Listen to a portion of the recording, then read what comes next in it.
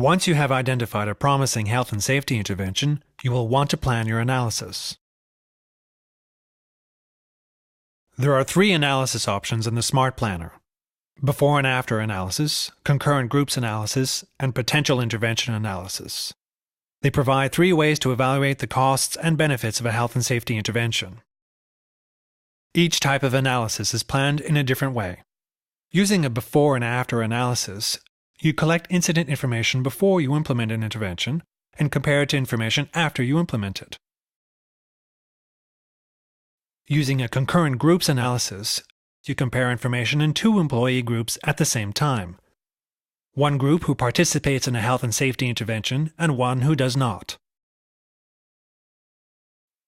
Using a potential intervention analysis, you use your existing incident information and estimate changes that might occur if you implemented a particular intervention. Here are some guidelines to help choose between the 3 options. If you have decided to implement a health and safety intervention, you will want to use either the before and after option or the concurrent groups option. The before and after option requires that you have incident information from before you implement the intervention. The concurrent groups option requires that you collect incident information once you implement the intervention. The concurrent groups option also requires that you pick a group that will participate in the intervention and a similar group that will not. The potential intervention option requires that you collect incident information for a group and then estimate the changes and incidents that would occur if you implement a particular intervention. If you need to evaluate the merits of a health and safety intervention before going forward with it, you will want to use the potential intervention option. The potential intervention analysis will help you develop a business case for a potential health and safety initiative. If you do a potential intervention analysis, you will need to gather incidence information for a period of time. This incident data is used as a baseline for comparison with the changes you expect with a potential health and safety intervention. You can enter incident information in the incident cost calculator, or you can enter aggregate incident data in step 3 of this analysis option. The time period during which you record incidents at your organization to evaluate the potential intervention will depend on the types of health risks you are trying to minimize. Ideally, you would choose a time period that is long enough to capture several incidents. For example, if back injuries at your workplace have been reported only a few times a year, you will need at least a year. However, if incidents like first aid injuries are reported more frequently, you may need only a month or 2. The potential intervention analysis is likely to have the least accurate results because there are many factors other than the intervention that can affect your analysis. For example, the cost and impact of the intervention may be different in your organization than the evidence you used from another source. The Understanding section has suggestions on how to make the most of your potential intervention analysis. The before and after analysis option allows you to see changes in the costs and benefits of incidents after you have implemented a health and safety intervention.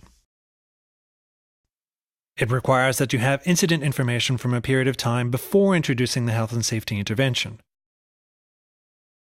You will also need incident information from a period of time after the health and safety intervention is introduced. The incident information will be compared in order to evaluate the impact of the health and safety intervention. You can enter individual incident information in the incident cost calculator, or you can enter aggregate incident data in step 3 of this analysis option. How long should the before time period and after time period be? This will depend on the types of health risks you're trying to minimize. Ideally, you would choose a time period that is long enough to capture several incidents in the before period, and the after time period should be long enough to see changes in the number of incidents due to the intervention. For example, if repetitive strain injuries at your workplace have been reported only a few times a year, you will need a before and after period of at least a year to see any change. However, if incidents are reported more frequently, you may need only a month or 2.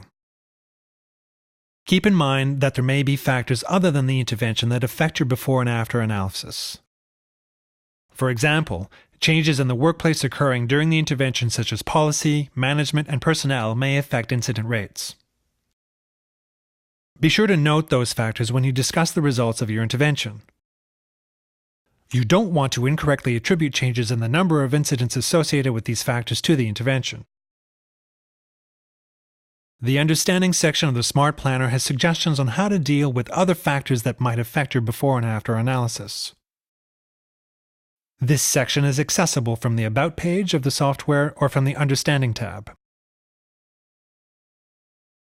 The Concurrent Groups Analysis option allows you to examine the effects of a health and safety intervention that you introduce in only part of your organization, say a department or a particular working group.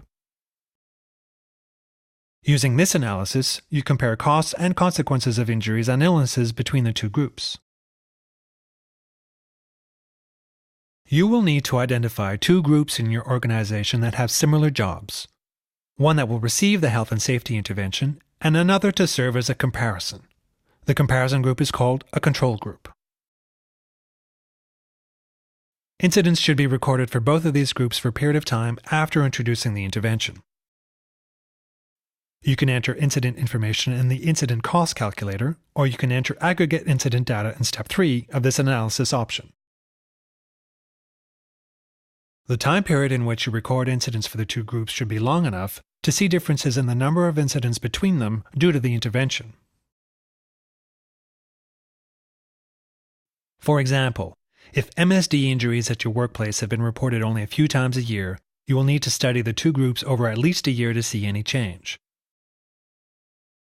However, if incidents like scrapes and cuts are reported daily, you may need only a month or two. The Concurrent Groups analysis can provide the most accurate results of the three analysis options. However, there may still be factors other than the intervention that may affect your analysis.